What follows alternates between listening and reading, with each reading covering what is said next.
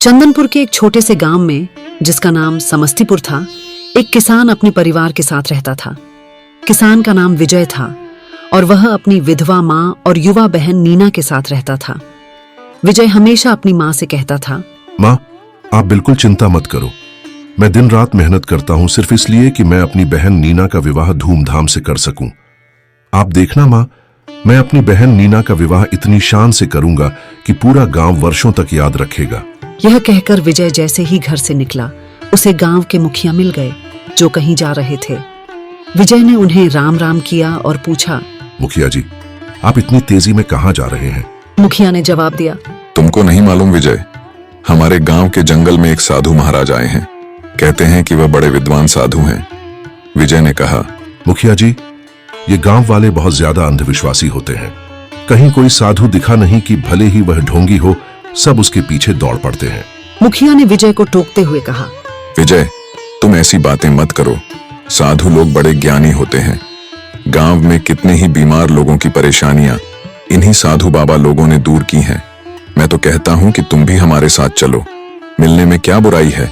विजय ने कहा, साहब चाहे तो जाइए मुखिया जी, मैं तो पहले अपने खेत का काम निपटाऊंगा। उसके बाद अगर समय मिला तो मैं भी आ जाऊंगा दर्शन करने। यह कहकर मुखिया चला गया और विजय खेत की ओर बढ़ गया। शाम को घर लौटते समय विजय ने सोचा, क्यों न एक बार साधु बाबा से मिला जाए। देखें तो सही कौन है ये साधु महाराज जिनके दर्शन के लिए पूरा गांव उमड़ पड़ा है। विजय साधु के पास पहुंचा। वहां लोग उनके आसपास बैठे थे। साधु ने कहा, त्याग कभी कभी मनुष्य के लिए अच्छा होता है और कभी कभी यही उसे संकट में भी डाल सकता है। विजय ने पूछा, महाराज, मैं आपकी बात का मतलब नहीं समझा। एक ओर आप त्याग को अच्छा बता रहे हैं और दूसरी ओर कहते हैं कि यही त्याग संकट में डाल देता है। साधु ने विजय से एक सवाल पूछा, सोचो, एक ओर तुम्हारे पास तुम्हारा एक मित्र है और दूसरी ओर एक खजाना। तुम्हारे सामने ऐसी परिस्थिति हो कि यदि तुम खजाना चाहते हो तो तुम्हें अपने मित्र का त्याग करना होगा। बताओ, तुम क्या चुनोगे, खजाना या मित्र?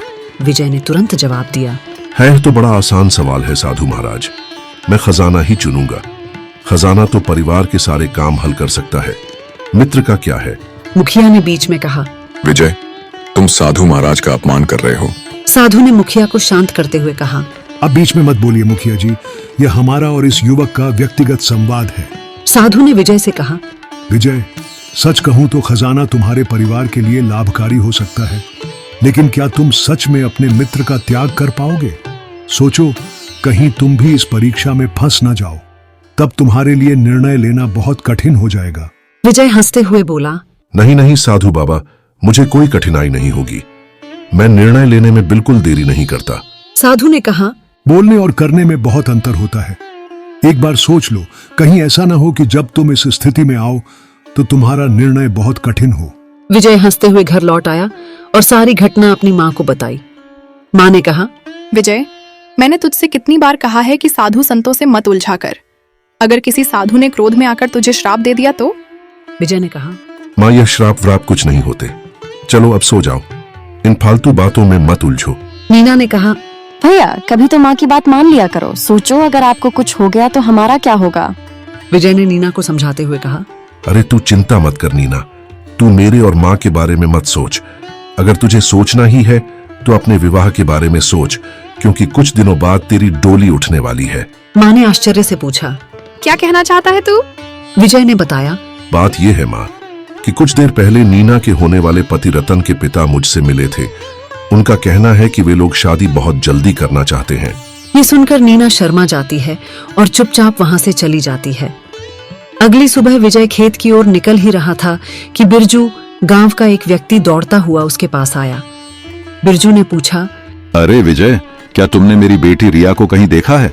कल शाम को खेलने के लिए निकली थी, अब तक घर नहीं लौटी ये है। सुनकर विजय चौंक गया। ये क्या कह रहे हो तुम बिरजू काका? तुम्हारी बेटी रात से गायब है और तुमने उसे ढूंढा नहीं? बिरजू ने कहा, मैंने उसे हर जगह ढूंढा, यहाँ तक कि साधु महाराज के पास भी गया, लेकिन उन्होंने इतना ही कहा कि मेरी बेटी मुझे वापस मिल जाएगी, चिंता की आवश्यकता नहीं है। विजय ने कहा, हद करते हो तुम। एक साधु बाबा को कैसे पता होगा कि तुम्हारी बेटी कहाँ है? चलो ये सब छोड़ो, मैं ही उसे ढूंढता हूँ। ये कहकर विजय जंगल की ओर निकल पड़ा और आवाजें लगाने लगा। रिया, अरे हो रिया, कहाँ हो तुम रिया? वह आवाजें लगाने में इतना मग्न था कि सामने पड़ा पत्थर देख न पाया और ठोकर खाकर मुंह के बल गिर गया। उसके पैर में मोच आ गई और खून बहने लगा। वह दर्द से चिल्लाया, हे भगवान, सत्यानाश हो गया मेरा। पैर में तो भयंकर मोच आ गई, खून भी बह रहा है। अब क्या करूं? मैं तो जंगल के भीतर आ चुका हूं। तभी उसकी नजर एक सामने खड़े गधे पर पड़ी। गधा ने मानवीय आवाज में कहा, अरे भाई, इस जंगल में किसे खोज रहे हैं? इंसानी आवाज सुनकर विजय चौंक गया। तुम तो गधे हो, फिर तुम इंसानी आवाज में कैसे बात कर रहे हो? गधे ने कहा, मैं एक विशेष प्रजाति का गधा हूँ। हम जंगल की गहराई में रहते हैं। हमारे बारे में कोई नहीं जानता। सुनो, अब ज्यादा सवाल मत करो। विजय ने कहा, धन्यवाद यार गधे, वरना मैं तो सोच ही रहा था कि शायद मैं जंगल में फंसकर मर ही जाऊंगा। अब ये बताओ कि तुम यहाँ क्या कर रहे हो? इस स्थान पर तो कोई मनुष्य नहीं आता। गधे ने कहा, बात यह है कि तुम्हारे गांव चंदनपुर के बिरजू की 10 साल की बेटी रिया कल रात से गायब है। उसी को मैं ढूंढने आया हूँ। गधे ने कहा। ओह, चलो तुम मेरे साथ आओ। गधे के पीछे पीछे विजय चला। कुछ ही देर में वे झाड़ियों के बीच एक जगह पहुंचे जहां रिया बैठी रो रही थी। गधे ने पूछा, यही है रिया? विजय ने कहा, हाँ यही है रिया। रिया, तुम्हारे माता पिता कल रात से परेशान हैं। तुम कहाँ थी? रिया ने बताया, मैं खेलते खेलते जंगल में बहुत अंदर आ गई थी। रास्ता भटक गई और यहाँ बैठकर रो रही थी। अच्छा हुआ आप आ गए, वरना मैं तो सोच रही थी कि मैं कभी बाहर नहीं निकल पाऊंगी। विजय ने गधे की ओर देखा और मुस्कुराया। गधे मेरे दोस्त, तुम्हारी वजह से ही यह काम सफल हो पाया। तुम मेरे लिए बड़े ही किस्मत वाले हो। बहुत बहुत धन्यवाद। गधे ने कहा, अगर ऐसा है तो मुझे अपने घर ले चलो ना और मेरी सेवा करो। सिर्फ धन्यवाद देने से क्या होगा? चलो, ले चलो मुझे। विजय मुस्कुराया और गड्ढे को साथ ले जाकर घर की ओर चल पड़ा। रिया को देखकर बिरजू भावुक हो गया। बिरजू ने कहा, विजय, मैं तुम्हारा जीवन भर एहसान नहीं भूलूंगा। बहुत बहुत धन्यवाद। विजय ने कहा, अरे एहसान मेरा नहीं, इस गधे का है। इसी ने तो मेरी सहायता की है, वो भी ऐसे समय पर जब इंसान मदद करने से कतराता है। बिरजू ने कहा, विजय, ये जादुई गधा लगता है मुझे। वैसे तुम बहुत किस्मत वाले हो जो यह तुम्हें मिला। विजय ने कहा, हाँ, अब से यह मेरा मित्र है, मतलब मेरा गहरा मित्र है। घर पहुंचकर विजय ने अपनी बहन नीना को बताया। क्या तुम सच कह रही हो भैया? विजय ने कहा, हाँ नीना, मैं बिल्कुल सच कह रहा हूँ। अगर विश्वास नहीं होता तो इस गड्ढे से बात करके देख लो। नीना ने गधे से पूछा। तुम्हारा नाम क्या है? गधे ने जवाब दिया, वही जो सारा संसार जानता है। मैं हूँ एक गधा। बस मुझ में यह विशेषता है कि मैं इंसानों की भाषा में बात कर सकता हूँ। ये सुनकर नीना की आंखों में चमक आ गई और विजय की माँ डर गई। माँ ने कहा, विजय, ये तू जंगल से कैसा प्राणी उठा लाया है जो इंसानों की तरह बात करता है? गधे ने कहा, ओहो, डरिए मत माँ जी, मैं आपको कोई नुकसान नहीं पहुंचाऊंगा। आप विजय से पूछ सकती हैं। मैंने तो बल्कि इसकी सहायता की है और कुछ देर पहले विजय ने मुझे अपना मित्र बताया है। अब मैं और विजय दोनों बहुत अच्छे मित्र हैं। विजय ने कहा, हाँ सही कहा मेरे मित्र। आज से मैं तुम्हें मीठू कहूंगा और हम हैं मित्र, मतलब गहरे मित्र। क्यों मेरे मीठू? विजय ने माँ को समझाया। माँ चिंता मत करो, ये मीठू हमें नुकसान नहीं पहुंचाएगा। अरे ये तो मेरा मित्र है, ये हमें नुकसान कैसे पहुंचा सकता है? और अगर नुकसान पहुंचाना होता तो जंगल में हमारी सहायता क्यों करता? ये सुनकर विजय की माँ मुस्कुरा दी। समय बीतता गया। अब से विजय जब भी खेत जाता अपने मित्र मीठू गधे को साथ ले जाता। वह खेत में काम करते हुए उससे बातें करता। विजय ने कहा, अरे मेरे मीठू, जब से तुम मेरे जीवन में आए हो तब से सब कुछ बदल गया है। मीठू ने पूछा, वो कैसे? विजय ने कहा, पहले मैं खेत में अकेले काम किया करता था, कभी कभी बहुत अकेलापन महसूस होता था। मीठू ने कहा, ओहो, फिर तो तुम्हें विवाह कर लेना चाहिए था। विजय ने कहा, अरे मीठू, तुम भी कमाल करते हो। विवाह के बाद मेरी पत्नी घर पर रहती, मेरे साथ खेत में काम करने थोड़ी आती। लेकिन देखो, मुझे तुम्हारे जैसा मित्र मिल गया। अब मैं तुमसे बातें करता रहता हूं और काम भी आसानी से हो जाता है। मुझे अब मेहनत का एहसास नहीं होता, बातों बातों में काम हो जाता है। मीठू ने कहा, यूं समझ लो, मेरी इतनी आदत मत डालो। सोचो, अगर कभी हम एक दूसरे से बिछड़ गए तो क्या करोगे? विजय ने कहा, ऐसी बात मत करो मेरे मित्र। अरे मैं तुमसे अलग रहने की सोच भी नहीं सकता। हम दोनों गहरे मित्र हैं, एकदम सच्चे मित्र। मैं तुम्हें ऐसे नहीं छोड़ने वाला। मीठू ने कहा। ओहो, तुम तो गंभीर हो गए। छोटी सी बात को इतने दिल पर मत लिया करो। विजय ने कहा, अच्छा ये सब छोड़ो, मेरी बात सुनो। कुछ दिनों बाद नीना का विवाह है, इसलिए मैं फसल काट रहा हूँ। मीठू ने कहा, अरे वाह, फिर तो बड़ी अच्छी बात है। विवाह में तो अच्छे अच्छे पकवान खाने को मिलेंगे। विजय मुस्कुराया और पूरी फसल काटकर शहर की ओर चला गया। मीठू भी उसके साथ था। शाम को वह स्वर्ण मुद्राएं लेकर घर पहुंचा। विजय ने माँ से कहा, माँ ये लो ढेर सारी स्वर्ण मुद्राएं, ये रखो। माँ ने आश्चर्य से पूछा, बेटा, ये तो बहुत सारी स्वर्ण मुद्राएं हैं, तुझे ये कहाँ से मिली? विजय ने कहा, आप भी कमाल करती हो माँ। आपका पुत्र इतनी मेहनत करता है, ये उसी मेहनत की सफलता का परिणाम है। मेरी फसल बहुत अच्छे दामों में बिकी है। अब माँ, कुछ ही दिनों में नीना का विवाह है, हमें तैयारियां शुरू कर देनी चाहिए। विजय ने कहा, माँ मैं नीना के विवाह में पूरे गांव को दावत दूंगा, सब याद रखेंगे कैसा विवाह हुआ है। विजय की बात सुनकर माँ और नीना दोनों प्रसन्न हो गए। अगली सुबह जब सोकर उठे, विजय की माँ घबराई हुई थी और रोती हुई बोली, गजब हो गया विजय, गजब हो गया। विजय ने पूछा, क्या हुआ माँ, क्या बात है? माँ ने बताया, कल रात तूने जो स्वर्ण मुद्राएं मुझे दी थीं, वो गायब हैं। घर का सारा सामान भी बिखरा पड़ा है। लगता है कोई चोर हमारे घर में घुसा था। ये सुनकर विजय की आंखों में डर उतर आया और आंसू बहने लगे। नीना ने रोते हुए कहा, ये क्या हो गया भैया, अब मेरा विवाह कैसे होगा? विजय ने कहा, मुझे तो समझ ही नहीं आ रहा कि अब मैं इतनी जल्दी क्या करूं, कैसे करूं। कुछ ही दिनों बाद तेरी शादी है। मैं लड़के वालों को जुबान दे चुका हूं। अब अगर मैंने समय मांगा तो वो इनकार कर देंगे। पहले ही वे जल्दी विवाह करना चाहते हैं। ऐसे में तो मेरी बहुत बदनामी होगी, और अगर विवाह तक धन का इंतजाम नहीं हुआ तो मैं तो किसी को मुंह दिखाने लायक ही नहीं रहूंगा। हे भगवान, ये क्या हो गया? उसी समय पास खड़ा गधा बोला, चिंता क्यों करते हो विजय? तुम मुसीबत में हो और मुसीबत में मनुष्य ही मनुष्य के काम आता है। तुम गांव वालों से मदद क्यों नहीं मांगते? उन्हें बताओ कि तुम्हारे घर पर चोरी हुई है। गधे की बात सुनकर विजय को थोड़ी उम्मीद मिली। वह तुरंत गधे को साथ लेकर मुखिया के घर पहुंचा और सारी बात बताई। विजय ने कहा, मुखिया जी, मेरी कुछ तो सहायता कीजिए। मेरे घर पर चोरी हो गई है और मेरी बहन के विवाह का सारा धन लूट गया है। मुखिया ने कहा, देखो भाई विजय, तुम जो धन मांग रहे हो वो थोड़ा बहुत नहीं है, यह तो पूरे विवाह का खर्चा है। इतना धन मेरे पास नहीं है। अगर थोड़े बहुत की बात होती तो मैं मना थोड़ी करता। गधे ने कहा, क्या बात कर रहे हैं मुखिया जी? आप तो इस गांव के मुखिया हैं। आपकी भी तो एक बेटी है और वह नीना से 6 वर्ष छोटी है।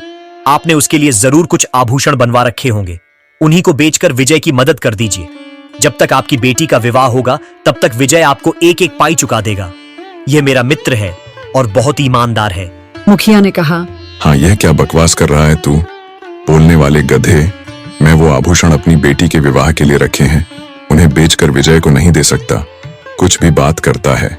मुखिया का उत्तर सुनकर विजय निराश हो गया और गधे के साथ वहां से निकल पड़ा। गधे ने कहा, निराश मत हो विजय, चलो जमींदार के पास चलते हैं, वह हमारी मदद जरूर करेगा। जमींदार ने कहा, अरे भाई, सीधी बात है, मैं तुम्हें धन दे सकता हूँ, लेकिन तुम्हें अपना खेत मेरे पास गिरवी रखना पड़ेगा, और जब तक मुझे सूद सहित पूरा धन वापस नहीं लौटाओगे तब तक उस खेत में खेती नहीं कर सकोगे। सोच लो। विजय हैरान रह गया। क्या बात कर रहे हैं जमींदार साहब? अगर मैं खेती नहीं करूंगा तो कर्ज कैसे चुकाऊंगा? गधे ने कहा, कैसी कैसी बात कर रहे हो जमींदार? अगर विजय खेती नहीं करेगा तो आपका धन कैसे लौटाएगा? ऐसे तो ब्याज बढ़ता ही जाएगा और एक दिन आप उसके खेत पर कब्जा कर लोगे, फिर शायद उसका मकान भी ले लो। जमींदार ने कहा, जब चुका देगा तब खेत वापस ले लेगा, सीधी बात है और क्या। विजय और गधा वहां से बाहर निकल आए। विजय ने सारी बात अपनी माँ और नीना को बताई। विजय ने कहा, इस गांव में एक भी इंसान नहीं है जो हमारी सहायता करे माँ। मेरी तो समझ में नहीं आ रहा कि आखिर करूं तो क्या करूं। माँ कुछ बोलती उससे पहले ही गधा बोला, चिंता मत करो विजय, मैं तुम्हारी सहायता करूंगा। विजय ने कहा, मेरे मित्र गधा, तुम भला क्या कर सकते हो? गधे ने कहा, विजय मत भूलो, जब हमारी और तुम्हारी पहली मुलाकात हुई थी तब मैंने ही तुम्हारी सहायता की थी, अब भी करूंगा। मैं जंगल के रहस्यों को बहुत अच्छी तरह से जानता हूँ। सुनो, मैं एक ऐसे तालाब का पता जानता हूँ जो चमत्कारी और जादुई है। उस तालाब में एक कीमती खजाना छिपा है, लेकिन वह तालाब एक जादू के प्रभाव में है। वह अपनी मर्जी से ही किसी मनुष्य को खजाना देता है। यह सुनकर विजय चौंक गया। तो क्या वो हमारी बात मानेगा? गधे ने कहा, अब माने या न माने, पर एक बार कोशिश करने में क्या जाता है, चलो मेरे साथ। नीना ने कहा, भैया मैं भी तुम्हारे साथ चलूंगी। कुछ ही देर में वे तीनों, विजय, नीना और गधा, जंगल की गहराई में एक सोने से चमकने वाले तालाब के पास पहुंचे। गधा तालाब के सामने हाथ जोड़कर बोला, यह मेरा मित्र विजय है, इसे धन की आवश्यकता है। इसे अपनी बहन नीना का विवाह करना है। अगर इसे धन नहीं मिला तो इसकी बहन का विवाह टूट जाएगा और इसकी बहुत बदनामी हो जाएगी। तालाब से आवाज आई, मैं अपना खजाना हर किसी को नहीं देता। अगर तुम्हें अपने मित्र के लिए खजाना चाहिए तो तुम्हारे मित्र को एक त्याग देना होगा। विजय ने पूछा, त्याग? कैसा त्याग? तालाब ने कहा, अगर तुम्हें मेरा खजाना चाहिए तो तुम्हें अपने गड्ढे की बलि देनी होगी। बस तुम्हें मुझसे कहना है, मैं अपने गड्ढे की बलि देता हूं।